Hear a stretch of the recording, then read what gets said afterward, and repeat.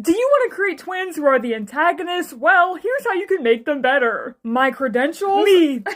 I'm a twin! First of all, think about why you'd want your twins to be the villains. Do you think twins are naturally scary because they're so similar? Or is it because twins operate as one unit, so I can make two characters for basically the price of one? You know, I can give them the same designs, the same personalities, and the same name, and call it a day. If so, you're wrong. If those are your only reasons, maybe reconsider making twins the antagonists in your story. Why? Because you're considering twins as subhuman, which could lead to harmful twin stereotypes. With that being said, not all evil twins are bad, so let's talk about how you could avoid this. A good starting point is to flesh out your twins as their own individual people. Because twins are their own individual people, I don't know if I have to say that. Make them look different, give them different names, different personality traits, and maybe even different motivations. Also, please don't make them talk in unison, or worse, have no speaking lines, I beg you. I feel like that's the bare minimum, but anyways. If you're making a pair of boy-girl twins, one of the most common tropes I've noticed is the girl being the bossy, cold and calculating mastermind of the pair, and the boy being the more subservient and emotional goofball. So if you really want to set your antagonistic twins apart, try avoiding this trope. I've seen it done 100 times. With that being said, I get why people love twin villains. Twins are a staple in the horror genre, and there's something fun and campy about two people being so similar. And honestly, I think it's possible to make your twins very similar without it coming off as hollow and as a bad stereotype. I think Flim and Flam from My Little Pony and Glitz and Glam from Hell of a Boss, oddly enough, are great examples of this. They both play into twin tropes for their own monetary gain. So yes, they dress similarly, have similar names, and try speaking at the same time, but they use the fact that they're twins for evil. They don't care that they're feeding into twin stereotypes.